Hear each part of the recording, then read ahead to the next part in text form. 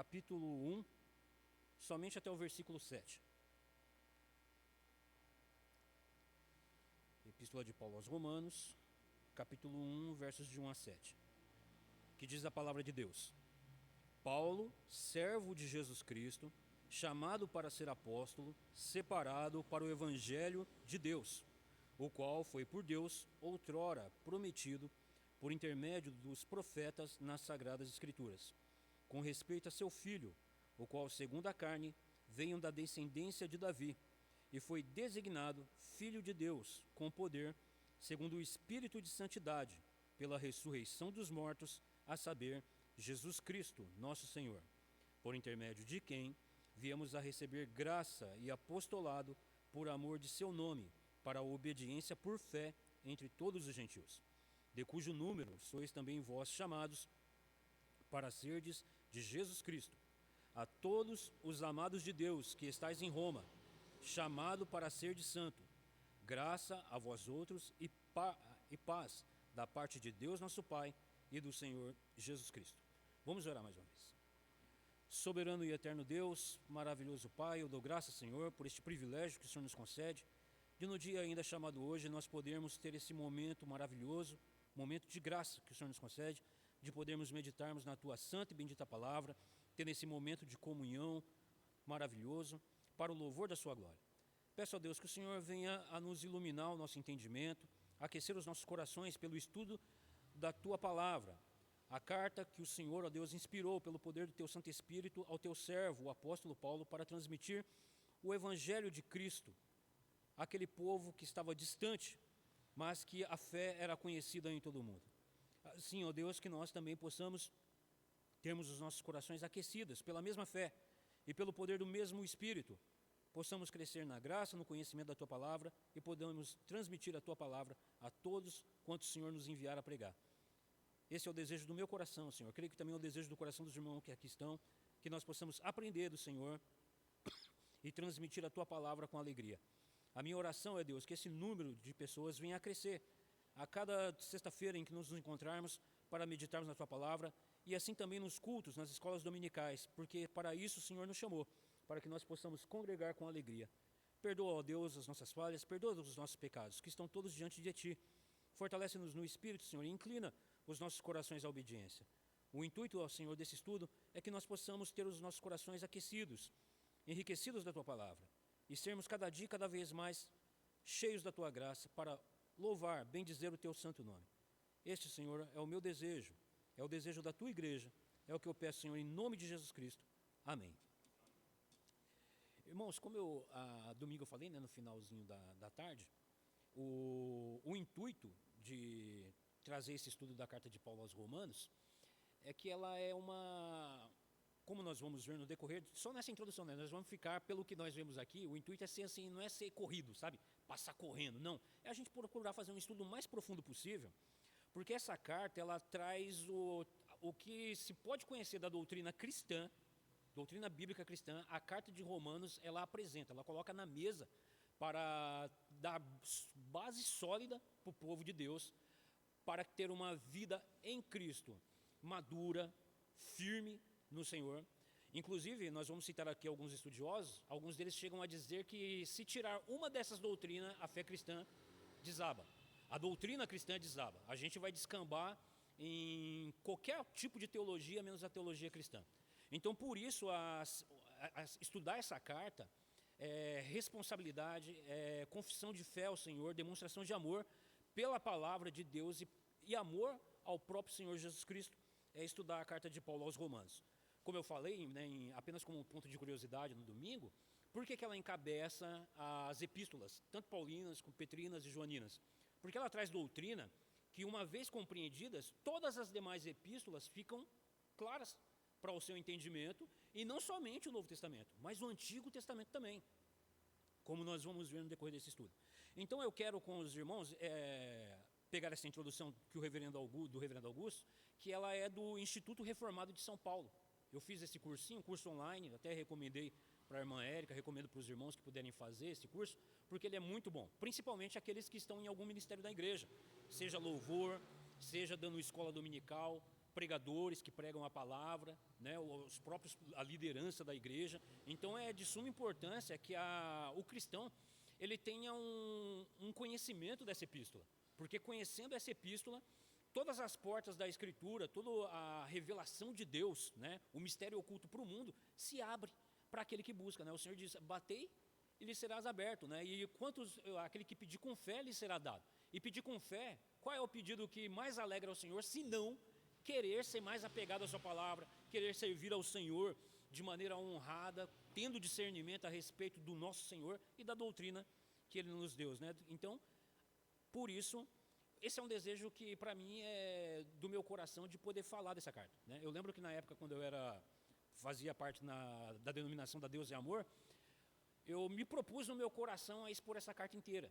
Só que, ao fazer isso, não tendo muita sabedoria com relação a isso, eu estava sendo muito pesado para alguns irmãos, porque não tinham o costume de pegar exposições inteiras de uma epístola, de maneira que muitas pessoas, com o passar do tempo, começavam a torcer o nariz, muitos já não iam mais, mas por não ter esse discernimento, e eu também não ter, de poder ter sabedoria para transmitir esse ensino. Mas hoje, pela graça de Deus, nós já vemos que os irmãos, principalmente uma igreja presbiteriana, uma igreja reformada, sem aqui soberba, nem longe disso, mas é uma igreja que muitas das vezes, por ter uma doutrina maravilhosa, bíblica, uma igreja que preza pelo um evangélico cristocêntrico, às vezes as pessoas menosprezam. Parece que as pessoas estão doidinhas para ouvir um eis que eu te digo, estão atrás de mistérios que já foi revelado para nós nas Sagradas Escrituras. E é o desejo do meu coração, é o desejo do apóstolo Paulo a escrever essa carta à igreja que se encontrava lá em Roma, de compartilhar dessas riquezas do evangelho que é apresentada nessa epístola.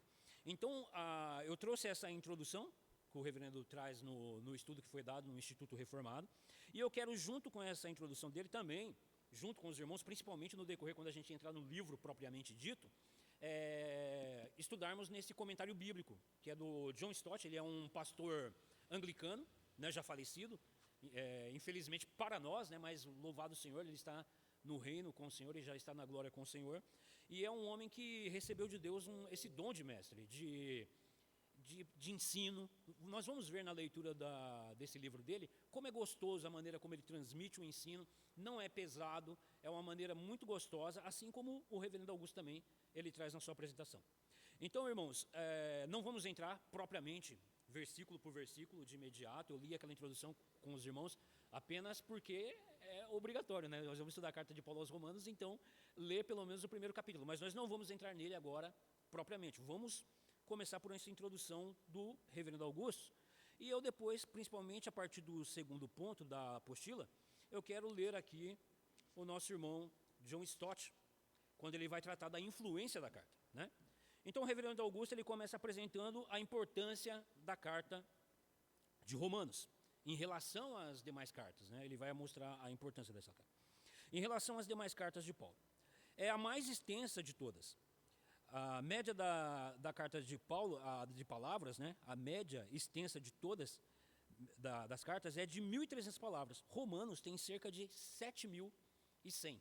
E é 7.100 de peso teológico, de peso de doutrina. Paulo aqui ele vai dedicar, como é costume nas suas epístolas, ele começa a apresentação, ele parte para a teologia e depois parte para a aplicação prática na vida da igreja. Esse é o padrão de Paulo, né? Ele se apresenta como servo de Cristo, ele não começa dando carteirada, Paulo, apóstolo, não, servo de Cristo. Ele é apóstolo, mas é servo. Acima de tudo, ele é servo, a fim de ser um dispenseiro, como Pedro vai dizer, da multiforme graça de Deus para o povo de Deus. O propósito de Paulo é edificar a igreja para que eles possam chegar o quê? A plena varonilidade da pessoa do Senhor Jesus Cristo, a quem nós devemos imitar, né? Então, Paulo traz doutrina. Então, ele nos traz essa curiosidade. A média das cartas de 1.300 palavras, Romanos traz cerca de 7.100 palavras, ou seja, é uma carta densa, pesada. A mais sistemática das cartas paulinas, embora não seja um tratado sistemático de teologia. Ela não é uma teologia sistemática, mas ela traz peso doutrinário, como o irmão Nicodemos ele coloca aqui, né? É a mais sistemática, é onde ele vem num argumento denso, um argumento lógico, ele chama os seus ouvintes a raciocinar com relação às Sagradas Escrituras, do que eles já aprenderam, mas é a obrigação de Paulo, como sendo apóstolos dos gentios, trazer doutrina. Como nós vamos ver mais a fundo nessa carta, não foi nenhum dos apóstolos que se tenha conhecimento que fundou a igreja em Roma. Nós vamos ver que provavelmente foi algum dos irmãos que foram convertidos lá no Pentecostes. Lembra? Quando o Espírito Santo de Deus desce sobre os discípulos, eles começam a falar em idiomas, e aí os povos que ouvem de várias regiões, tem ali também o quê? Romanos, como de outras partes. Ouviram a mensagem do Evangelho, creram, e cada um voltou para a sua cidade. E nós aprendemos... Pode falar, meu irmão. Pode. Aqui é estudo.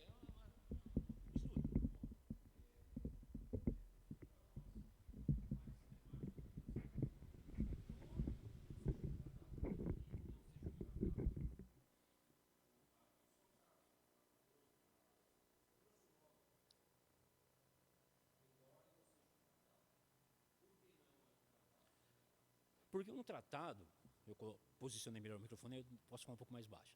Um tratado é quando a gente pega uma teologia sistemática. Eu não sei se alguns dos irmãos já puderam ter esse prazer de pegar um livro de fato de teologia nas mãos. Então você vai ter as doutrinas ponto por ponto separadas de forma bem pragmática, né, e bem sistemática, né? O sentido da palavra sistematizar é isso mesmo. Inclusive a gente usa até com as pessoas, né? Ele é muito sistemático, aquela pessoa, né? Ou seja, ele tem padrões, ele tem regras de agir. Então não é um tratado nesse sentido. Paulo ele vem desenvolvendo o quê? Uma argumentação. Inclusive, uma curiosidade, a carta de Paulo aos Romanos, ela é usada em aulas de retórica. Porque o que é a retórica? A retórica é a arte do falar, de se transmitir uma informação de um intuito com muitos conteúdos, mas o intuito é um só. Nós vamos ver isso, tamanha a riqueza dessa carta. Então, embora ela não seja um tratado sistemático nesse sentido, ela apresenta doutrina, que é como o irmão Daniel agora, quando eu cheguei, o irmão Daniel falou, meu irmão, mas eu estava lendo com meu pai a escritura, e está claro ali que fala de Jesus Cristo, está claro ali que fala a respeito do Messias. Mas, irmãos, somente aqueles que nasceram de novo, que são iluminados pelo Espírito Santo de Deus, vão entender. Porque senão, do contrário, as pessoas vão ler, vão usar ela para um estudo de retórica. Olha, eles leram a carta de Paulo, entenderam apenas o quê? Intelectualmente, mas não entendendo ela no sentido salvífico, no peso doutrinário, percebe? Então, muitas vezes, as pessoas vão pegar a Bíblia que nós temos como a palavra de Deus, mas apenas como um livro o quê? Histórico, deve ser respeitado. Inclusive o próprio Pondé, né, um filósofo, ele vai dizer, olha, aqueles que dizem que a Bíblia é mentirosa apenas para se sentir intelectualzinho, já saíram da moda. É besteira falar isso, porque é consenso de até mesmo dos grandes mentes intelectuais desse mundo, de que a Bíblia é um livro histórico, respeitadíssimo, não é uma mera, um escrito de romance, né? Não é uma ficção, não, é um livro histórico, tem peso de realidade, né? Então é nesse sentido que, embora não seja, né, mas a mais sistemática das cartas paulinas, embora não seja um tratado sistemático, mas Paulo, no seu argumentação, ele vai desenvolvendo de maneira clara as doutrinas nas quais a gente ou se firma ou a gente cai. Inclusive, uma das doutrinas que é apresentada na Epístola de Paulo aos Romanos é uma das que ofende principalmente os cristãos, que é qual? A soberania de Deus. Deus é soberano. Muitas das vezes a gente quer, né, defender Deus, né? Não, Deus não mata, não, Deus não faz, não, a gente quer defender, não, Ele é soberano. A gente tem que aprender a calar e a ouvir a palavra de Deus, a nos esvaziar de nós mesmos. Nós somos moídos pela palavra de Deus. Por isso o intuito de estudar a carta de Paulo aos Romanos é justamente essa, de nós vermos a doutrina poderosa que o apóstolo apresenta nessa epístola, né? Esse é o ponto B, né? É a mais sistemática das cartas paulinas, embora não seja um tratado sistemático de teologia, né? Terceiro ponto, ponto C, né? Desenvolve de forma mais profunda temas apresentados nas cartas anteriores, como Gálatas, por exemplo, né, que no caso na questão da lei, como a lei, obras da lei, salvação pela fé, Israel e igreja, né? Inclusive a irmã Érica aqui, a gente conversando aqui a princípio, ela tocou nesses pontos, porque é aquela parte carnuda da escritura que a gente quer, né, já desenvolver, quer saber. Só que se a gente não pegar ponto por ponto, com paciência, em oração, pedindo a Deus iluminação, a gente não entende. E é por isso que muitas pessoas fazem tantas confusões com relação a Israel, né? Israel é o povo de Deus ainda, é Israel que será salvo primeiro e nós não, a igreja é segundo plano. Quantos não ouvimos falar disso, né? Não, antigamente, no Antigo Testamento era salvo pelas obras da lei, hoje não, hoje é pela graça. Não tem essas doutrinas. Então, você percebe uma confusão, aí uma dicotomia, uma confusão com relação a essas doutrinas. E o apóstolo Paulo, ele desenvolve ela de maneira pausada, argumentando, dando exemplos, ele recua no seu argumento, ele vai adiante, é maravilhoso. A carta é uma arte, é uma obra de arte. É uma obra de arte. Conforme nós fomos estudando, meus irmãos, eu não sei você, mas eu fico empolgado já, porque eu já li esse livro várias vezes, e toda vez que você lê mais, você quer aprender. Inclusive, quando eu estou dando escola dominical, eu cito muito Romanos. Os irmãos devem falar assim, esse irmão só lê Romanos? Mas não é, porque ela é tão poderosa, que não é que ela descarta as outras, não, ela está apresentando exatamente o que se fala, não somente nas demais epístolas, como nos evangelhos, no Antigo Testamento. Né? Então, ponto C, ela desenvolve de forma mais profunda temas apresentados nas cartas anteriores, Gálatas, né, por exemplo, como lei, obras da lei, salvação pela fé, Israel e igreja. Praticamente aqui já é um panorama do que a carta de Paulo apresenta. Né? Segundo, o impacto na vida das pessoas, chaves na história da igreja. Essa parte eu quero ir também para o livro do nosso irmão aqui, o John Stott. Né? Mas vamos ler aqui a apresentação do reverendo Augusto. Agostinho converteu-se lendo Romanos, lendo esse texto base aqui de Romanos 13, versos de 12 a 14. Lutero converteu-se meditando em Romanos, capítulo 1, versos 16 e 17. John Wesley, converteu-se ao ouvir o prefácio de Lutero à carta de Romanos. A carta dos Romanos. Karl Barth, seu comentário contribuiu para pôr fim ao liberalismo estéril do século XIX. Eu vou só citar eles aqui, como nós vimos aqui na introdução do pastor Augusto, porque no nosso comentário bíblico aqui, o nosso irmão John Stott, ele vai falar da influência da carta. E aí eu quero ler com os irmãos, para que a gente possa ver qual maravilhoso, irmãos, é se orar, se propor a estudar a palavra de Deus, porque ela é poderosa. A minha conversão foi por uma simples leitura bíblica. Foi lendo a Bíblia. Eu já contei isso para os irmãos lá no serviço, nada para fazer, olhando para o tempo, falei, eu vou sentar ali, puxei a gaveta, uma Bíblia, comecei a ler a Bíblia e aquilo foi, e principalmente lendo quem? O Novo Testamento e Atos dos Apóstolos. Eu até posso dizer, Paulo ia ficar bravo comigo, ele ia puxar minha orelha, que eu não converti ninguém não, é Cristo, né, ele ia dizer. Mas foi lendo o livro de Atos, ficando impressionado com a conversão de Paulo, e descobri que logo depois, aquele monte de carta que vinha depois, era daquele cara que matava crente. Ou seja, um terrorista convertido. Percebe? Então aquilo mexeu comigo e quando eu fui me ver, estava convertido para a honra e glória do Senhor, procurei uma igreja cristã, para poder comungar com os irmãos da mesma fé, de ter comunhão no culto, percebe? Então a palavra de Deus, irmãos, ela é poderosíssima. Eu gosto do que o pastor Luiz Saião fala, ele fala assim, a Bíblia é tão maravilhosa que se eu fosse você, eu lia todo dia. Leia a palavra de Deus, ela te fortalece, te dá base e a gente caminha.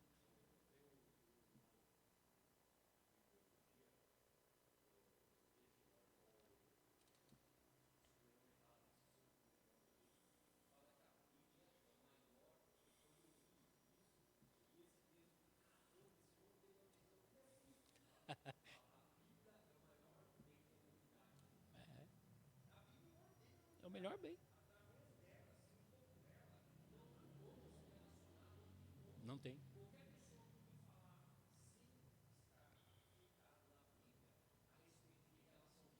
Com Deus. Não tem como.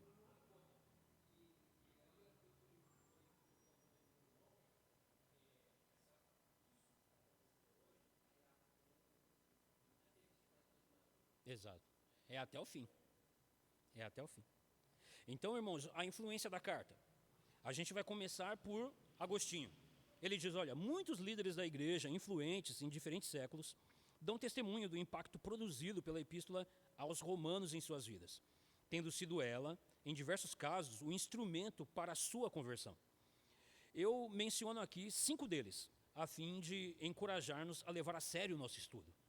Esse é o desejo do coração desse servo de Deus, é o desejo do meu coração, os nossos irmãos que estão nos vendo pela internet, de que a igreja possa vir para a gente poder participar disso, porque de fato é maravilhoso a palavra de Deus.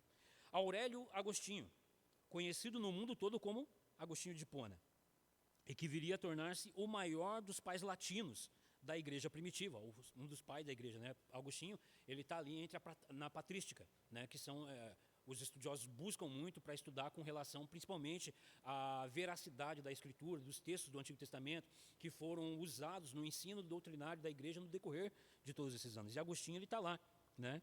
Mas como era a vida de Agostinho, sendo ele vindo a ser um dos pais da igreja? Nasceu em uma pequena fazenda, onde hoje é Algéria. Durante a sua turbulenta juventude, ele foi ao mesmo tempo escravo de suas paixões sexuais e objeto das orações de sua mãe, Mônica. Na qualidade de professor de literatura e retórica, mudou-se sucessivamente para Cartago, Roma e depois Milão, onde acabou sendo atraído pela mágica das pregações do bispo Ambrósio.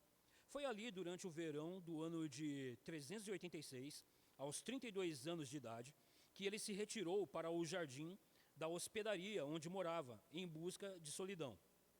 Aí aqui nós vamos ter algumas citações do próprio Agostinho, que estão no seu livro Confissões. Ele diz: "Para aí fui levado pelo tumulto do coração."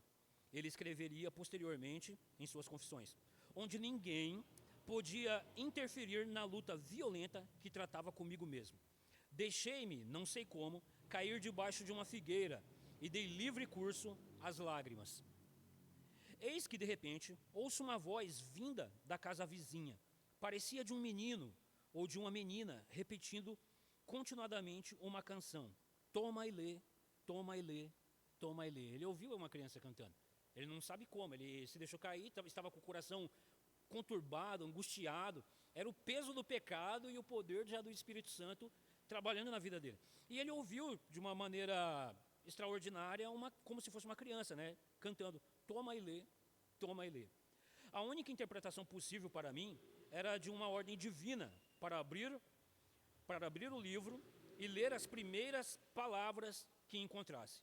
Apressado, voltei ao lugar onde Alípio ficava sentado, pois ao levantar-me, havia deixado ali um livro do apóstolo, ou seja, era a carta aos Romanos. Peguei-o, abri e li em silêncio o primeiro capítulo sobre o qual caiu os meus olhos. Aqui ele não está ensinando para a gente fazer bibliomancia, não, gente. É apenas um momento na vida dele e ele teve essa experiência, né? E qual foi a palavra que ele leu, né? Não em orgias e nem em bebedeiras, nem na devassidão e libertinagem, nem nas rixas e ciúmes, mas revesti-vos do Senhor Jesus Cristo, e não procurais satisfazer os desejos da carne. Abram a Bíblia, irmãos, em Romanos, capítulo 13,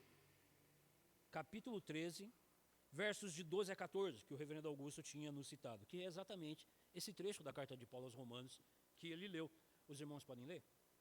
Quem encontrar pode fazer a leitura. Romanos capítulo 13, do 12 ao 14.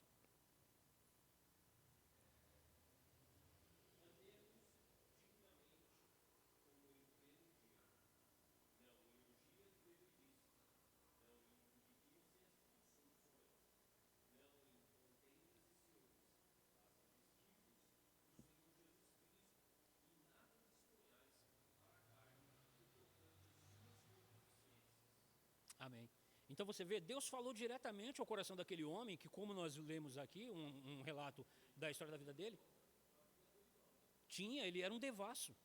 E nesse livro Confissões, ele vai fazer, inclusive, o pastor Jonas Madureira, ele vai dizer que esse livro não era para a gente, porque é algo muito pessoal. O livro de Confissões é, de fato, um diário, onde ele coloca ali o seu coração na presença de Deus, né? Então é algo muito íntimo que nós estamos lendo. E ele traz esse relato. Ele vivia em orgias, ele vivia numa vida...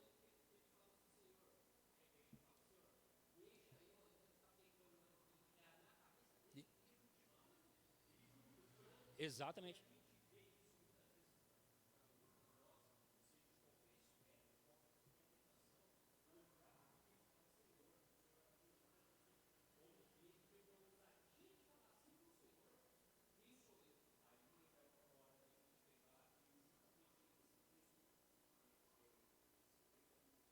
Você viu? Foi direto assim, como a gente pode dizer, né? A gente costuma brincar com as pessoas. Foi uma voadora com os dois pés no peito. Então ele caiu e é o que ele diz logo em seguida. Não quis ler mais. Nem era necessário. Mal terminar a leitura dessa frase, dissiparam-se em mim todas as trevas da dúvida, como se penetrasse no meu coração uma luz de certeza. Ele foi convertido pela simples leitura da palavra. Percebe? É como o reverendo Jubal que falou para mim. Ele falou, irmãos, vocês que são pregadores, um curso que ele deu de pregação, ele falou assim, ó, leiam muito bem o texto bíblico, porque talvez seja a única coisa que presta que você vai fazer. Porque você pode, depois de ler o texto, descambar em heresia, falar um monte de besteira. O texto é inspirado. Nós somos, no mínimo, apenas iluminados. Entendeu? Por isso que nós devemos fazer o quê? Tirar de nós todo o ego, de achismo, de achar que sabe alguma coisa. Não. A gente tem que...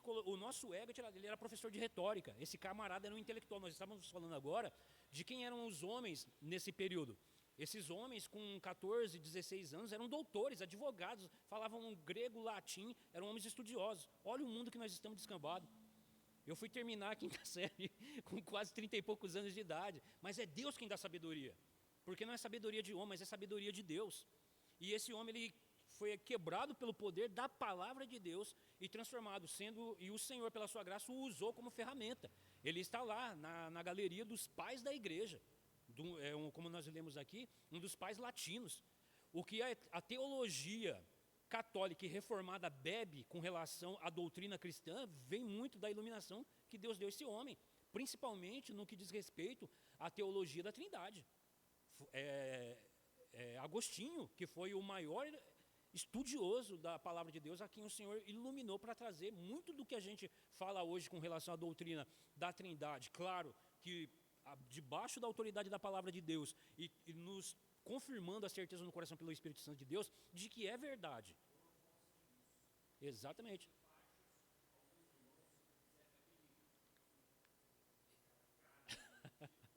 Exatamente. Então, isso é o que nós vemos, irmãos, o poder da palavra de Deus. Então, para nós, tem que fazer o quê? Se debruçar sobre isso e estudar. Vamos para o nosso segundo personagem, Martinho Lutero. Em 1515, um outro professor era sobressaltado por uma crise espiritual idêntica à de Agostinho. Como todo mundo na cristandade medieval, Martinho Lutero fora criado temendo a Deus, a morte, o juízo, o inferno. Já que segundo se passava, o caminho mais certo para se chegar ao céu era tornando-se um monge, em 1505. Na idade de 21 anos, ele entrou para o convento agostiniano. Olha, ele entrou para o convento agostiniano, em Erfurt, na Alemanha. Ali orava e jejuava, às vezes por dia sem fim, além de outras questões austeras, sérias que ele trazia sobre ele mesmo. Eu era um bom monge, escrevia mais tarde. Se algum monge podia algum dia chegar ao céu por ser um bom monge, esse seria eu. Ou seja, aquele legalismo, né, de obras, de querer se chegar ao céu por meio de indulgências, essas questões legalistas, era Lutero. Lutero falava, então eu estava lá, eu estava na entrada da porta. Lutero recorreu a todos os recursos do catolicismo de seu tempo, na tentativa de amenizar a angústia de um espírito alienado de Deus. O que era que fazia ele isso? O que será que causava isso? Para você ver, irmãos, somente a palavra de Deus nos confronta, o nosso ego, nos aquebranta e nos coloca aos pés da cruz para termos o quê? Descanso em Cristo, sabendo que não é o quê? Pelos nossos méritos. Porque senão, se nós continuarmos nessa enganação, a gente perde o quê? A alegria da salvação. Deixa claro aqui que ele era um salvo, por causa dessa angústia. Um pecador, um ímpio não tem isso. Ele apenas estava o quê? Ausente da luz da cruz de Cristo, da graça que provém de Cristo. E foi lendo a Escritura que ele viu que somente pela fé somos justificados. E aí ele descansou, né? Nada, porém, apaziguava a sua consciência atormentada. Até que, como professor da Bíblia, na Universidade de Wittenberg, ele foi designado para estudar e fazer exposições sobre os Salmos, nos anos de 1513 a 1515. Ele foi chamado para dar aula de Bíblia e fazer exposições dos Salmos. E depois, Romanos, que foi durante os anos de 1515 a 1516. Primeiro, ele ficou indignado com Deus. Causa isso, né? quando a Bíblia nos confronta, a gente tenta fazer o quê? Justificar o nosso pecado, é racionalizar. Você tenta racionalizar o seu pecado, mas não é bem assim que Deus está querendo dizer. Né? Não é bem assim. Vai ter aquele dia, ele vai chegar, ele vai ter misericórdia de mim, porque ele me entende a minha condição. Então isso trouxe o que a Lutero? Trouxe relutância e fez ele ficar irado com Deus. Pois este se lhe revelava muito mais como um terrível juiz do que um Salvador misericordioso, onde poderia encontrar um Deus gracioso. Onde aqui está mostrando um Deus gracioso? O que estaria Paulo dizendo ao declarar que a justiça de Deus fora revelada no Evangelho? O que ele quer dizer com isso? Muitos de nós não sabem. A justiça de Deus se revela no Evangelho. Muitos não sabem por que Jesus morreu na cruz, qual a obra que ele veio a realizar ali.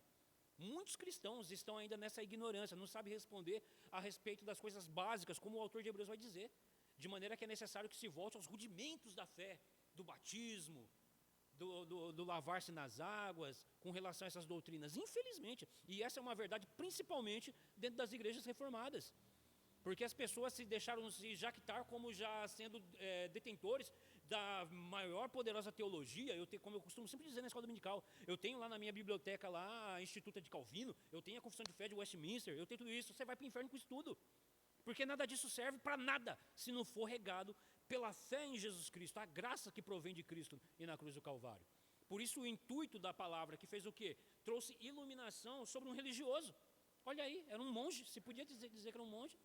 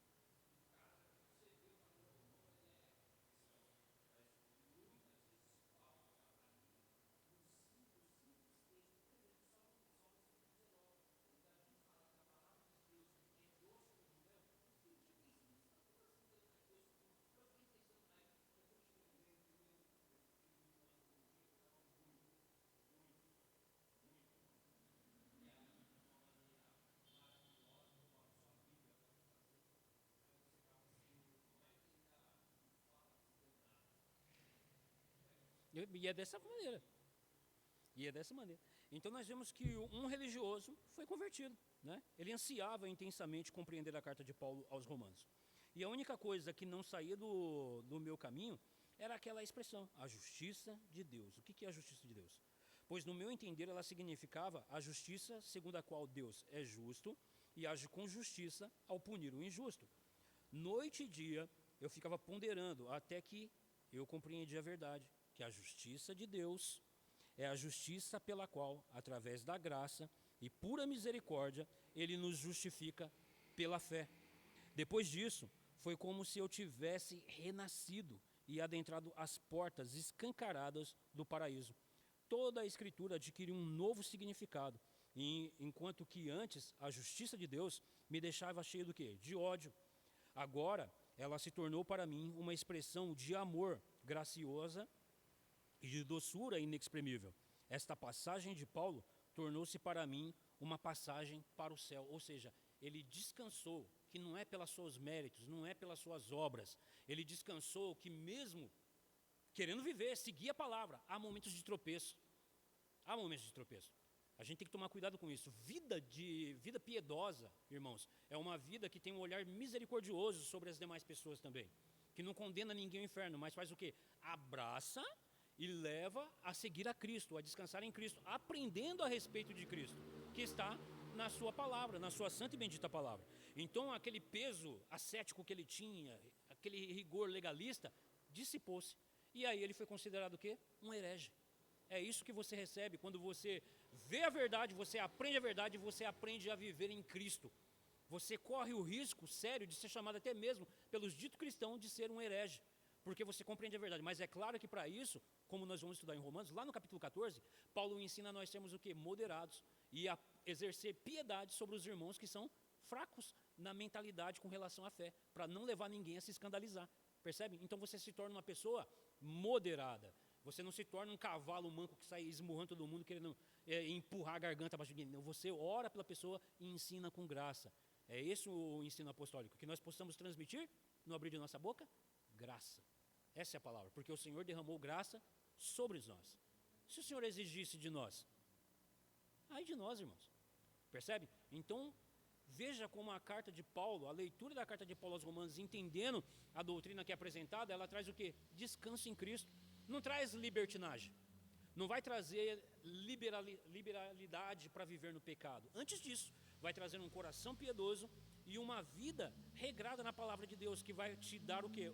Um coração piedoso para você viver piedosamente com as pessoas também, né? Uns 200 anos mais tarde, foi o discernimento dado por Deus ao próprio Lutero com relação à verdade da justificação pela graça, ou seja, falando disso com relação a Agostinho, né? Nós falamos de Agostinho, foi dado a Lutero. Foi dado isso. Foi dado esse entendimento e graça.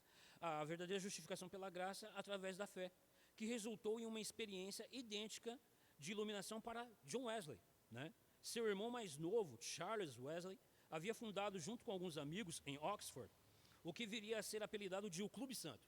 Jovens, crentes, querendo aprender mais da palavra de Deus, querendo fazer o que nós estamos fazendo aqui. Eles se reuniram e colocaram um título, né, para esse clube. Olha, o Clube Santo, vamos nos reunir lá para nós podermos adorar a Deus, ler a palavra, orar, né, para ter que o Senhor... Isso, século XVII. O ano é de 1729. John abriu o grupo, o irmão, né, de Wesley, sendo então reconhecido como líder. Seus membros empenhavam-se em estudos sagrados, autoexame, exercícios religiosos públicos e privados, bem como em atividades filantrópicas, aparentemente na esperança de ganhar a salvação por meio de tais obras. Está vendo? Eram crentes, mas eles estavam errados com relação à convicção do que é a certeza da salvação. Eles achavam, e isso é um erro que a humanidade no geral comete, e é muito triste que um dito cristão, que tem a palavra de Deus nas mãos, a revelação da vontade de Deus, ainda tem esse tipo de discernimento. Ou seja, achar que eu tenho que fazer boas obras para ser salvo, né? Eu anulo com isso a cruz de Cristo. Não que eu possa de fato fazê-lo, mas eu anulo em que sentido? Eu não entendi, não percebi que é pela fé na obra daquele que foi feito maldito na cruz no meu lugar que eu sou justificado, né? Há imputação de justificação sobre a minha vida, e então eu sou salvo. E aí eu sou chamado para as boas obras em Cristo com o quê? Um olhar piedoso. Isso é um olhar piedoso. É saber, ver que um tem necessidade de pão, que um precisa de um aconselhamento bíblico, que o meu irmão que tropeçou e caiu precisa ser abraçado, instruído na verdade, que eu preciso, sabe, ter um olhar piedoso, porque o Senhor exerceu misericórdia para mim, porque eu estava querendo me salvar. Isso é impossível, né? Então, em 1735, os irmãos Wesley embarcaram para a Geórgia como capelões, para trabalhar com os colonizadores e como missionários entre os índios. 2 anos mais tarde, eles retornaram profundamente desiludidos, sentimento que foi mitigado pela admiração que eles ganharam a piedade e a fé de alguns moráveis. Então, em 24 de maio de 1738, durante uma reunião dos irmãos morávios na rua Aldersgate, em Londres, a qual, aliás, John Wesley tinha ido, muito a contragosto, já estava desanimado. Falei, não sei se eu vou, não. Ou seja, não tem alegria da salvação. Não tem. Você não quer vir no culto, você não quer participar de um estudo bíblico. Estou nessa daí, continuo pecando, caindo, eu oro, parece que não, sabe, não sinto um arrepio, não vou, né? Mas há muito contragosto ele foi. Essa sua confiança em seus méritos cedeu lugar para a fé em Cristo. Alguém estava lendo o prefácio ao comentário de Romanos de Lutero. Eis o que Wesley registrou em seu diário. Olha o que ele registra. Cerca de 15 para as 9, enquanto ele descrevia a mudança que Deus opera no coração pela fé em Cristo, eu senti um estranho calor aquecer meu coração. Vi então que eu de fato cria em Cristo, somente em Cristo, para dar-me a salvação. E me veio uma certeza de que ele havia tirado os meus pecados, até mesmo os meus, e que ele me salvara da lei do pecado e da morte. A simples exposição do entendimento de Lutero com relação à epístola de Paulo aos Romanos, com relação à doutrina da justificação somente pela fé, somente pela graça, somente pela fé em Cristo, fez, como tem um pastor que ele fala isso, né? Fez com que o arquivo baixasse e começasse a rodar. Lembra dos apóstolos? Os apóstolos andavam com Cristo o tempo todo, mas parece que não tinha entendido. Eles estavam sempre com o pé atrás, prontos para correr em retirada, quando um soldado puxava a espada. A fé no Senhor Jesus Cristo era só de garganta, aparentemente.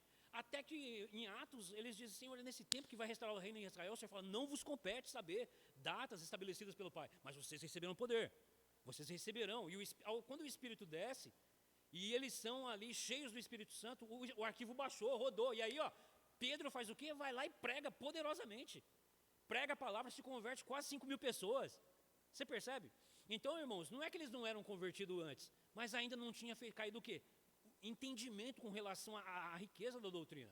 Então, quando a gente vem para a igreja, que a gente se assenta nas regiões celestiais em Cristo, é justamente para isso, é para ter certeza de quem nós cremos e para onde nós vamos, da onde nós fomos tirados. E é somente pelo estudo da palavra de Deus que nós vamos ter isso. Percebe? Se não, se nós dermos vazão à nossa carne, não quer dizer que você não é salvo. É crente, mas está dessa maneira aqui, sem alegria da salvação, fustigado, não confessa pecados, está angustiado, e isso vai acumulando. Mas quando você tem a realidade da cruz de Cristo, de que você não é salvo pelas suas obras, como o reverendo sempre diz, irmãos, não tem a ver conosco, tem a ver com Cristo. E aí você se aquebranta na presença do Senhor, derrama o seu coração, é como se você tirasse uma mochila de pedras das costas. Você descansa no Senhor e fala, obrigado, Senhor, porque apesar de mim, o Senhor enviou seu Filho, morreu na cruz por mim. Isso é o Evangelho. É Cristo e Cristo crucificado, para a justificação de todo aquele que crê. Trouxe iluminação para a alma desse menino que estava angustiado. E qual é a história de Wesley? O grande avivalista, o grande pregador. O homem agora tinha o quê? Coragem para pregar, como Pedro lá em Pentecoste, né? Meio redil, meio ali. Mas quando se viu cheio, que o arquivo rodou, baixou, esse homem pregava, e eram açoitados pelo sinédrio, e eles voltavam para a praça para pregar. É como eu falo, a gente não pode romantizar o primeiro século dos cristãos que eram mortos, porque somente Deus concede essa graça. Eu não posso dizer, tá vendo, irmão, você, porque primeiro puxou um revólver ali, eu saio correndo. Então eu tenho que orar, isso se eu me garantir na minha carne, se eu me garantir no meu braço, não é nada. Lembra? Pedro, se achando, o Senhor fala, Pedro, Satanás pediu vocês para cirandar vocês que nem trigo, para moer que nem... Eu orei por vocês, e vocês, quando se converteu, ou seja, estiver cheio, pastorei as minhas ovelhas, pastorei o rebanho, ora por eles. A vida cristã, irmãos, não é assim, oba-oba não. Somente o Senhor tem essa autoridade, a gente tem que estar submisso à vontade de Deus, em oração e santo temor, para que Ele, se for da vontade do Senhor, nós tivermos que ver, dar testemunho com a nossa vida, que é a martiria, que é morrer por Cristo, e todos nós somos chamados a morrer por Cristo, não é nenhum nem outro, é todo mundo, percebe? A gente possa ser fiel até o fim, porque Ele é fiel. Mesmo que nós ainda amedrontar, Ele é fiel. Ele é fiel. Então a leitura da palavra de Deus trouxe iluminação na vida desse menino. E ele se viu agora descansado na fé em Cristo, sabendo que não é pelos seus méritos, não é por muito orar, não é por muito ler a Bíblia, embora essas coisas são meios de graça que nós devemos fazer. Mas não é por causa disso. Não é por causa dessas coisas. Então, voltando agora aos nossos dias, há dois outros líderes cristãos, e são os dois últimos, mas os irmãos estão percebendo? Eu não quero estar aqui enrolando. Eu quero que os irmãos vejam isso para saber qual uma palavra de Deus é poderosa.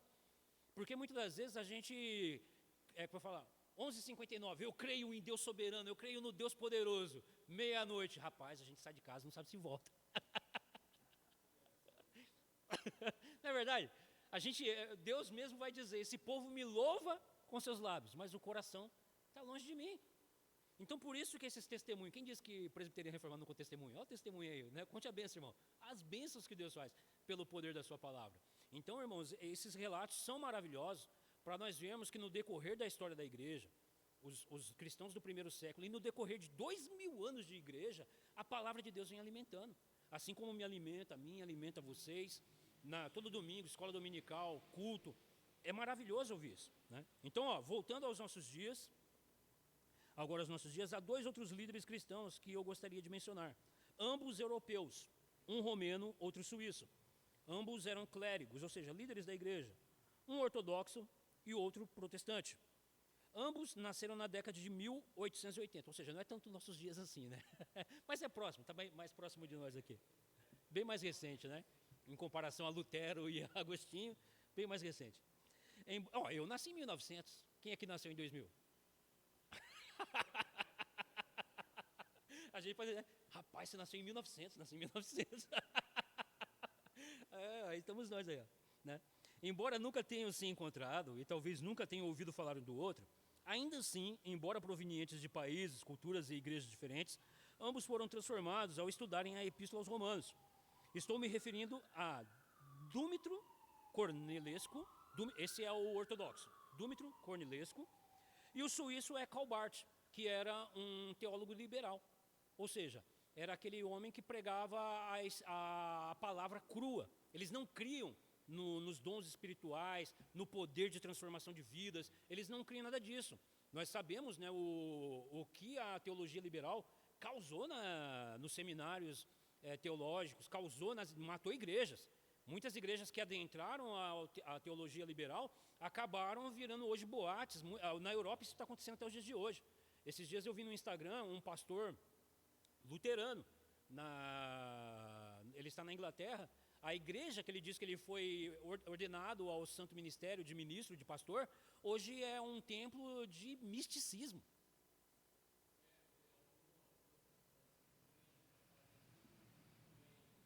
Viraram cultos ecumênicos.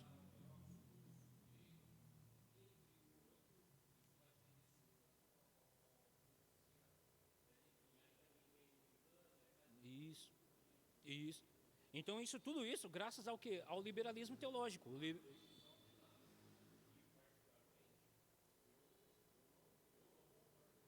Amém. Graças a Deus. Graças a Deus. Né? Então, no tempo em que estudava no seminário teológico ortodoxo de Bucareste, Dúmitro Cornelesco, o ortodoxo, ansiava experimentar uma realidade, profundidade espiritual mais significativa. Durante as suas pesquisas, ele acabou conhecendo alguns livros de autores evangélicos que o fizeram voltar-se para o estudo da Bíblia. É a palavra de Deus, irmãos. Se você quer falar com Deus, já ouviu isso, né? Se você quer ouvir a voz de Deus, leia a Bíblia em voz alta, mas leia a Bíblia. Não fica querendo ouvir arrepio, fogo, não. Leia a Bíblia. Deus fala pela sua palavra inspirada. Assim determinou-se a traduzir a Bíblia para o romeno moderno, iniciando seu trabalho em 1916 e completando-o quase 6 anos depois. Através do estudo do livro de Romanos, ele chegou à convicção sobre a verdade que antes não eram familiares nem aceitáveis. Que não há nenhum justo, nenhum sequer. Romanos 3,10. Quem pode fazer a leitura desse texto? Romanos, ele diz que não há nenhum justo, não há um justo sequer. Que todos pecaram. Romanos capítulo 3, verso 10. 3:10.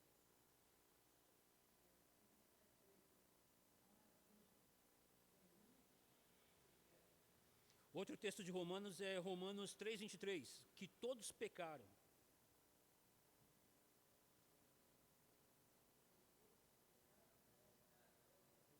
E o outro texto é Romanos 6:23. 6:23.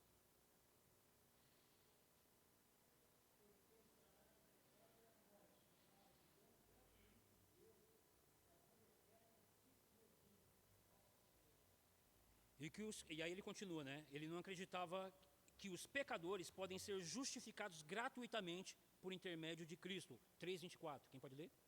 Romanos 3:24.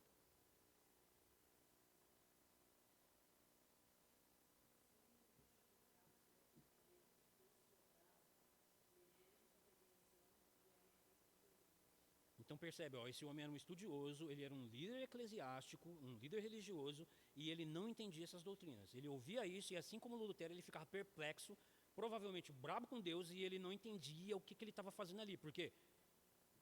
Até então é só palavra do quê? De condenação, você é indesculpável, todos pecaram, todo mundo é pecador, o salário do pecado é a morte, mas você é justificado gratuitamente. Como assim gratuitamente? O que quer dizer isso? Aquilo trazia perplexidade para a cabeça dele.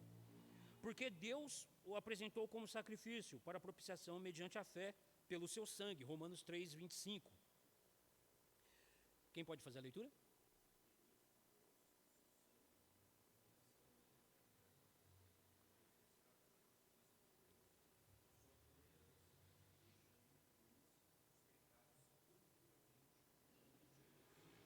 Percebe? Só aí Paulo derrama a doutrina da propiciação, da justificação pela fé em Cristo. Que Cristo é a propiciação pelos nossos pecados. É Ele, o Cordeiro de Deus. Aquele sangue aspergido sobre a tampa da Arca da Aliança é Cristo. Mas ele não tinha entendimento com relação a isso. E aí isso trazia o quê? Perplexidade na vida dele. Então, através desse e outros textos de Romanos, ele descobriu que Deus, através de Cristo, havia feito tudo o que era necessário para a nossa salvação. Aí, palavras dele: eu tomei posse desse perdão para mim mesmo, disse ele. Aceitei a Cristo como meu Salvador vivo. A partir dali, escreve Paul Negrut. Cornélios teve, ou seja, um historiador falando a respeito desse homem, né? Cornilesco obteve a certeza de que ele pertencia a Deus e de que era uma nova pessoa. Sua tradução pública, sua tradução pública em 1921 tornou-se o texto padrão da sociedade bíblica. Ele mesmo, entretanto, foi exilado pelo patriarca ortodoxo em 1923, morrendo alguns anos mais tarde na Suíça. Então você vê, esse homem, líder religioso, mas não compreendia a doutrina a qual ele se dizia professar crer. Ele ainda estava ignorante com relação às riquezas do evangelho, da doutrina. Por isso que doutrina, irmãos, é como o reverendo Augusto cita, né? O pessoal fica fazendo culto de libertação de espíritos e essas coisas todas, mas o melhor culto, irmãos, para se ver livre de espírito maligno, de engano filosófico, pensamento humanista, é doutrina bíblica. Se nós não tivermos base sólida daquilo que nós cremos, confessamos crer, a gente está se enganando. A gente está servindo um Deus que não é o Deus da Escritura. A gente está servindo ao Jesus do The Chosen lá, ao Jesus da série de televisão, mas não é o Jesus bíblico, o Cristo que se revela na Escritura. Então, por isso a importância de se ter aulas, estudos doutrinários, pregações cristocêntricas doutrinárias, né, para que a igreja possa crescer na graça, no conhecimento do Senhor Jesus Cristo, com base sólida de fé, para que a gente possa ter uma caminhada descansada, combater o bom combate, combater todo tipo de filosofia, enganação desse mundo, descansando em Cristo, sabendo que nele está a nossa salvação, a nossa segurança, né? Então a Suíça foi também a terra natal de Calbart, e aí a gente chega agora no Calbart, o teólogo liberal. Durante os seus estudos teológicos, que precederam a guerra, ele sofreu a influência de alguns dos mais proeminentes estudiosos liberais da época, e compartilhou do seu utópico sonho de progresso humano e transformação social. Ou seja, estavam pregando o humanismo. A gente pode, a gente consegue, né? Só depende de nós, só depende da gente fazer, é a gente que consegue. Estavam usando a Bíblia para isso, ou seja, colocando totalmente Cristo à parte. Cristo é apenas um herói, um amigo imaginário, de fato, como alguns dizem aí. Ele é apenas um tipo de pessoa que nos apresenta um modelo de como seguir, mas esse Cristo mesmo é apenas uma ficção, percebe? É a gente que tem que fazer. É eu e você, depende de mim e de você, esse negócio aí. Não fique esperando em Cristo não, que você, percebe? Não fique esperando em Cristo não, que você não vai conseguir nada com isso não. Você tem que levantar e seguir. Então ele caiu nesse estudo. O terrível massacre, ensino de humanista, né, de transformação social. O terrível massacre e a bestialidade da Primeira Guerra Mundial, no entanto, junto com a sua reflexão sobre a mensagem de Romanos, foram uma combinação suficiente para acabar com as suas ilusões de otimismo da liberdade humana. Ou seja, ele estava... Porque antes, o que acontece? Antes, nós estamos num momento, podemos dizer, entre aspas, de uma certa paz, não é verdade? As pessoas estão muito bem acomodadas nos seus pecados, nas suas ideologias, elas estão muito bem confortáveis com as suas riquezas, com o seu dinheiro, né? Elas estão dizendo, eu não preciso de Deus, gritam isso em alto e bom som. Isso é besteira, isso aí é conto é de gente que tem medo do escuro e precisa de amigo imaginário. Eu não, eu estou muito bem, obrigado. Eles estavam cantando esse hino. Aí veio o quê? Segunda Guerra Mundial. Primeira Guerra Mundial.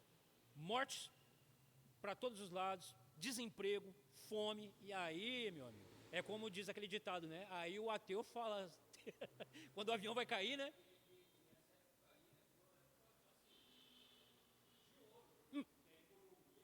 Então, ou seja, diz o insensato no seu coração, né? Não existe Deus. Eles corrompem-se e continuam a se corromper. Aí vem o quê? Deus falou, é mesmo? Foi lá e cortou a videira deles, né? Humanamente falando. Aí eles aprenderam que, olha, orar, buscar uma ajuda espiritual, parece que faz sentido, né? Então, quando ele viu que aquela filosofia dele humanista, de que não, só depende de nós, a gente, maldito homem que confia no homem e que faz do seu braço o seu Deus. É isso que esse texto diz, ou seja, a idolatria.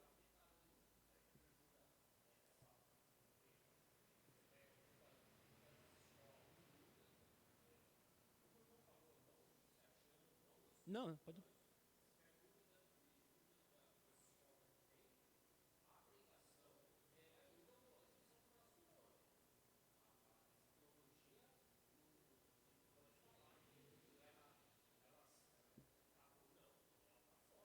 Ah, o liberalismo? Sim, sim, está aí até hoje. Nenhuma dessas heresias, desde o primeiro século, morreu. Nenhuma delas morreu.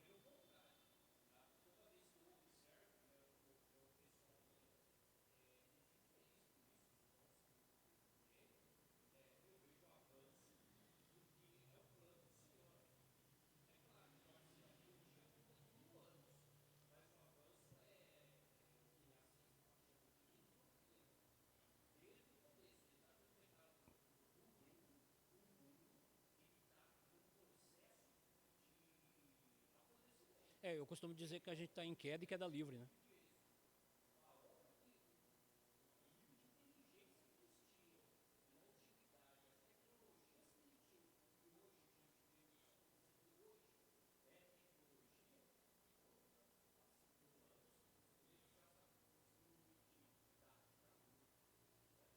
Eu não sei fazer 2 vezes 2 sem a calculadora. Só pela misericórdia. Então, irmãos, o terrível massacre e a bestialidade da Primeira Guerra Mundial, no entanto, junto com as reflexões sobre a mensagem de Romanos, foram uma combinação suficiente para acabar com as ilusões do otimismo liberal.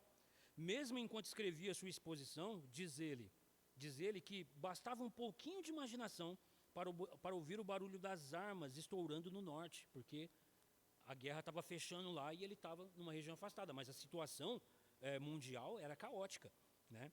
Então, a publicação da primeira edição do seu comentário, em 1918, marcou o seu rompimento decisivo com o liberalismo teológico. Ele falou, olha, isso aqui que eu estou pregando é engano, isso aqui que eu estou pregando é heresia, isso aqui que eu estou pregando, tá, praticamente, eu estou sendo um pastor de Satanás. Eu estou pregando, levando as pessoas à morte, pregando o humanismo, de que a humanidade pode se segurar nela mesma, porque a Escritura fala que todos pecaram e de que não há salvação nenhuma no homem em si mesmo. Ele havia descoberto que o reino de Deus não era uma marca religiosa de socialismo, algo que se consiga como uma proeza humana, mas sim um novo começo, radicalmente novo, iniciado por Deus. De fato, o leito de rocha firme com o qual ele havia se deparado era a divindade de Deus. Isso é, a existência, o poder e a iniciativa absoluta, incomparáveis de Deus. Simultaneamente, veio a perceber também as profundezas do pecado e da sua culpa humana, ou seja, o Espírito Santo de Deus opera. Qual é o ministério do Espírito Santo? É trazer convicção de pecado. E somente pela palavra de Deus, a pregação do Evangelho, é que o homem é compungido pelo poder do Espírito Santo de Deus e vem a convicção de pecado. Ele não viu apenas que era a humanidade que não podia se salvar, ele viu que ele não tinha condições nenhuma de poder querer sequer melhorar a sociedade por ele mesmo, porque é corrupção atrás de corrupção, de um coração corrompido, né? Então a exposição que ele escreveu sobre Romanos 1:18, em que Paulo faz uma denúncia da depravação humana, foi intitulada A Noite. Ali escreve acerca do versículo 18. Olha o que ele escreve acerca do versículo 18. Leiam, quem pode fazer a leitura, irmão, do versículo 18, capítulo 1, verso 18 de Romanos.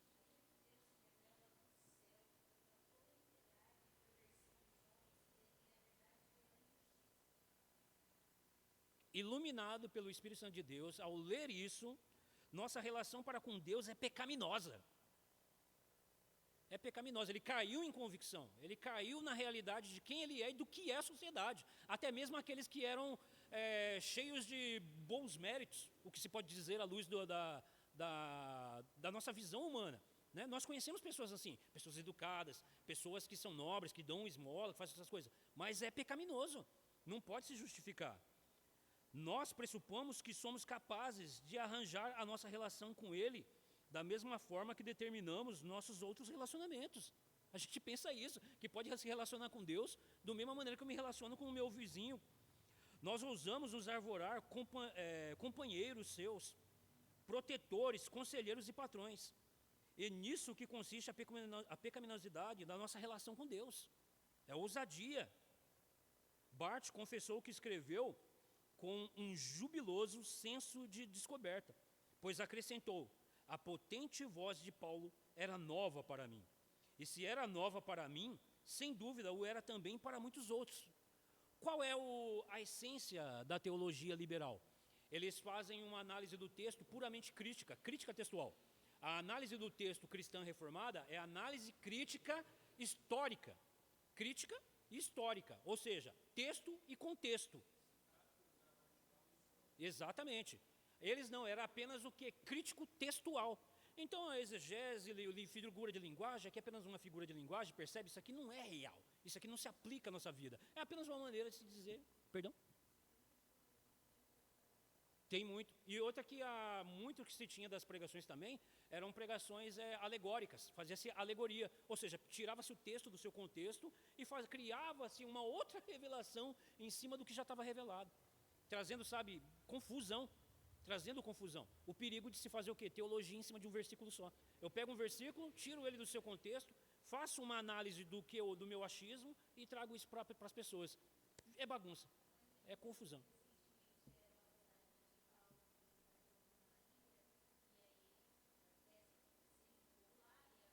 A cobra. Malta.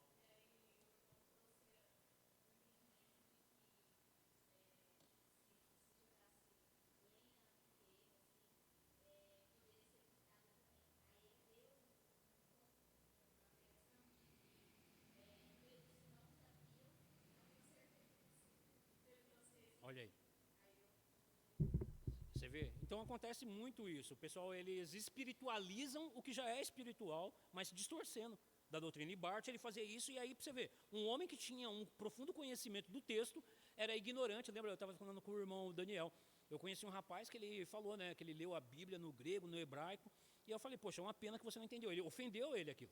Ele falou, como assim não entendi, que eu sei ler no grego e no hebraico? Eu falei, rapaz, se você tivesse entendido, você me cumprimentaria com a paz do Senhor Jesus. Você é meu irmão em Cristo, mas você está se gabando do seu intelectualismo e tudo mais, mas não passa de um mero livro na tua mão. Percebe? Esse era Barth. Um homem que lia Paulo não conhecia o ensinamento de Paulo. E aí o Espírito Santo de Deus trouxe convicção de pecado e ele, lembra? Tem aquele meme, né? O homem se converteu, e ele viu o engano que ele estava seguindo. Porém, a sua ênfase inflexível, absoluta, dependência do pecador na graça soberana e salvadora de Deus em Jesus Cristo, gerou aquilo que Edward Hawkins descreve como um tumulto e uma comoção. Ou, como colocou o teólogo católico romano, Karl Arden, valendo-se de um imaginário de guerra bastante apropriado, o comentário de Barth caiu como uma bomba no parquinho dos teólogos. Ou seja, ele escreveu um comentário aos romanos, depois da sua conversão ele se converte, ele escreve um comentário aos romanos expondo de fato o que Paulo estava ensinando com essa carta, e aquilo foi como se tivesse jogado uma granada no meio dos teólogos liberais. Os teólogos liberais falaram, não pode, isso aí não, ele ficou louco. Ah lá, a loucura atingiu ele, mas ele se converteu. Ele foi transformado pelo poder de Deus, foi convertido pelo poder do evangelho apresentado pelo apóstolo na escritura, e agora esse homem se tornou o quê? Inimigo daqueles dos quais ele fazia parte. Ele fazia parte. E se diziam o quê? Cristãos. Se diziam líderes eclesiásticos. E não passavam do que de mensageiros de Satanás, enganando as pessoas e conduzindo à morte. Perdão, pode falar?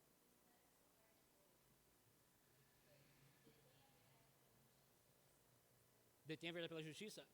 No contexto do que Paulo está expondo, ele diz que todas as coisas, tudo que se pode conhecer de Deus, o próprio Deus revelou. E Deus revelou por meio da criação. De maneira que até mesmo o homem caído, ele olha para a grandiosidade da revelação natural, que é disso que Paulo está tratando, e ele sabe que aquilo ali não é obra do acaso. É o que é a discussão que nós temos hoje. Criacionismo versus evolucionismo teísta. Né, que do nada não pode vir nada, e aí fica essa discussão toda. E aí é onde, por exemplo, nós temos o Marcus Eberlin, um irmão, eu falo muito. O Marco Eberlin, ele discute muito sobre o design inteligente, né? E ele vai trazer a discussão de que há. Isso, ou seja, é que nem ele é um camarada que ele tem pedigree para discutir nesse campo. Eu não tenho. Eu tenho.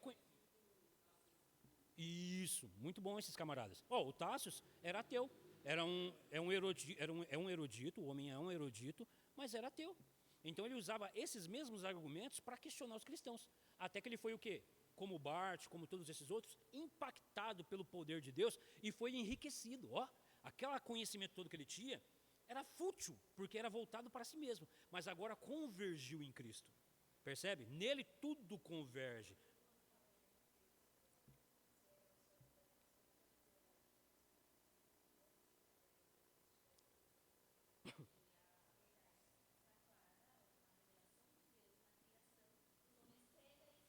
Distorce. Aí entra o ponto que você falou. Eles, em vez de dar essa glória ao Deus Criador, eles adoram a criatura. É onde até mesmo um índio que nunca ouviu falar do evangelho, né? Mas ele tem um discernimento do que de divindade. Por isso que ele adora a lua, por isso que ele adora a montanha, por isso que ele adora a árvore. Isso demonstra o quê? Há uma divindade. Percebe? É a nossa lembrança de Deus ali, aquela amnésia, sabe? Eu lembro, não sei aonde eu vi, é porque você viu, nós vimos com Adão, nós estávamos em Adão, nós tínhamos comunhão com Deus no Éden. A queda fez isso, percebe? De maneira que o homem é indesculpável, seja ele quem for.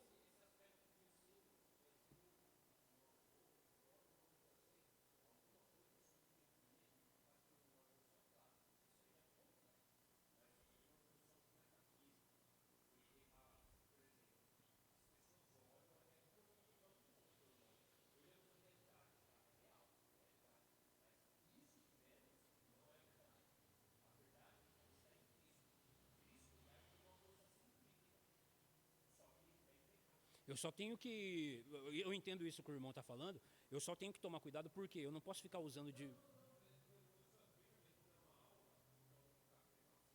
Tá.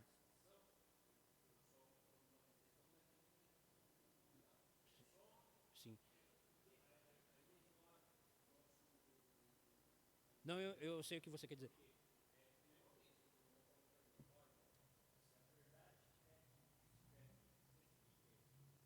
A verdade é que, ou seja, não há... Sempre Cristo.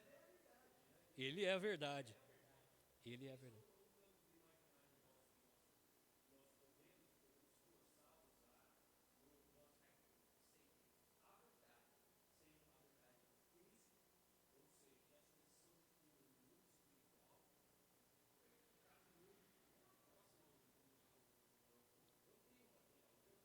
Não,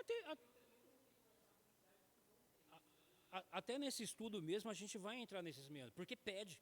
Só que é que não ia concluir, né, o que eu estava falando para o irmão. Não posso entrar em alguns termos, porque o intuito é ser bem didático e bem claro.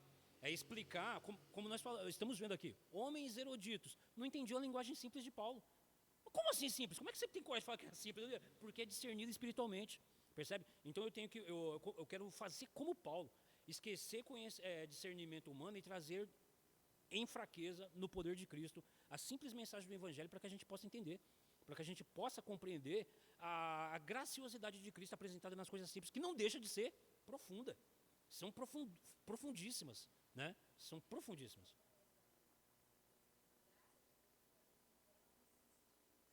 Sim, É o que nós estávamos falando. Esses, sim. O que eles falam não é nada mais, nada menos do que apresentamos um evangelho puro e simples. Que o Espírito Santo de Deus nos ilumina. O que Paulo diz aos Coríntios? Ele fala assim, porque o homem carnal só sabe das coisas do seu espírito carnal, mas o homem espiritual, que é vocês, cristãos convertidos, todas as coisas percrutam, porque possuem o quê? A mente de Cristo. E aqui eu quero ensinar algo maravilhoso para os irmãos. Não existe, irmãos, nada de difícil para nós se nós nos curvarmos diante de Cristo e pedir, Senhor, nos dá sabedoria. Ele dá, se pedir com fé. E pedir com fé não é para poder se gabar, é para a glória dele. Você percebe? Não tem física quântica, não tem filosofia, não tem nada que é difícil para nós, irmãos. Porque é tudo para a glória de Deus. Basta no que nós façamos o quê? Que nós pedimos. Quando você estiver diante, dobre o joelho, peça com fé. É o que Tiago ensina, né? Ele nada rejeitará os que pedem com fé. E o Senhor dará sabedoria para usar para a glória dele. Finalizando, irmãos, para nós podermos encerrar. Só concluindo então esse trecho. F.F. Bruce, um comentarista bíblico, que chamou a atenção, só que com mais brevidade do que eu, para a influência de Romanos sobre 4 destes 5 homens, teve a sabedoria de acrescentar que o seu impacto não se limitou a gigantes como estes, olha aí. Uma vez que homens e mulheres muito comuns, olha nós aí, impactando a nossa vida. Homens comuns, mulheres comuns, no seu dia a dia, percebe? Ele citou esses homens, mas a palavra de Deus ela tem impacto na vida de pessoas comuns. E essa é a nossa oração, que continue a impactar. Por isso o intuito do estudo dessa carta, né? Também têm sido afetados por essa carta de Paulo, de fato. É impossível dizer, e aqui palavras de F.F. Bruce, né? É impossível dizer o que pode acontecer quando se começa a estudar a epístola aos Romanos. Portanto, quem leu até aqui, que se prepare para as consequências de continuar a leitura. Eu bem que avisei.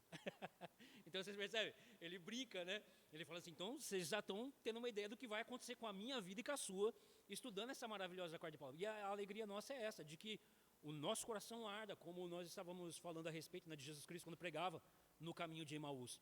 Está os 2 discípulos andando, aí ele fala, escuta, acaso não te ardia o coração enquanto ele nos expunha a palavra? Irmão, se o seu coração não arder com a exposição bíblica, com o anseio de conhecer a respeito do reino vindouro, do reino em Cristo que nós já vivemos, tem coisa errada. Tem coisa errada. A gente tem que buscar por isso, ansiar por isso. Porque é a palavra de Deus que vai o quê? Nos revitalizar, nos fortalecer, nos dar a alegria da salvação, de querer discipular alguém.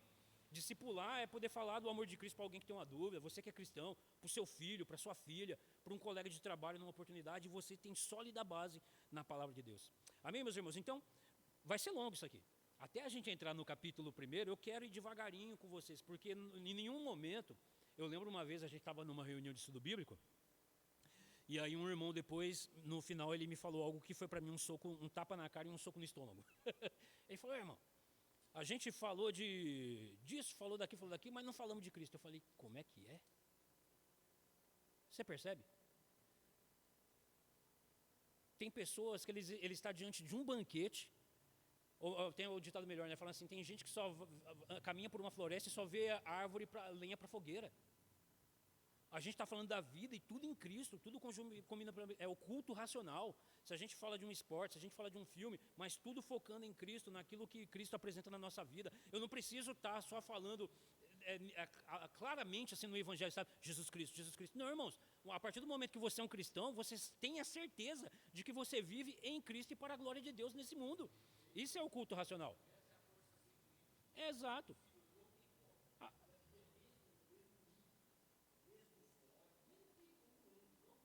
Não tem.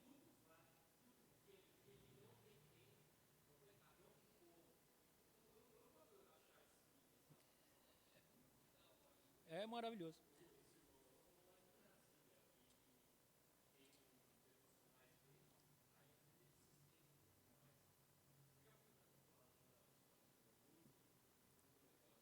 É maravilhoso.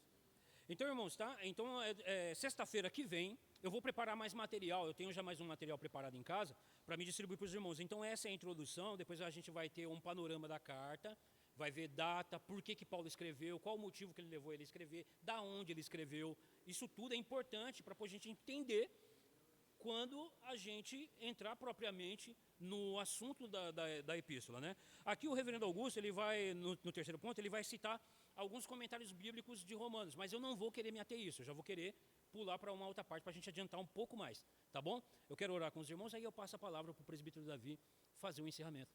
Bem? Soberano e eterno Deus, maravilhoso Pai, eu dou graças, Senhor, por este momento tão gostoso de comunhão da Tua santa e bendita palavra, onde nós vemos no decorrer da história da igreja o poder da Sua palavra tem operado na vida dos Teus servos, Senhor. Sejam grandes homens que o Senhor levantou, porque não há grande homem senão aqueles que estão diante de Ti, sejam grandes ou pequenos segundo a visão humana, mas todos servos do Senhor, assim como estes que estão aqui reunidos nesta noite, nos alegrando na Tua presença, pelo entusiasmo de poder aprender do Senhor e da Tua santa e bendita palavra. Que nós possamos, Senhor, cada dia, cada vez mais, estarmos cheios do Teu Santo Espírito. Eu peço pela minha vida, pela vida dos meus irmãos aqui presentes, aqueles que não puderam estar conosco, e que o Senhor venha, Senhor, a trazer mais as pessoas para que nós possamos nos alegrar cada dia e cada vez mais para o louvor da Sua glória. Eu agradeço a Deus, em nome de Jesus Cristo, por esta rica bênção. Amém. Presbítero Davi?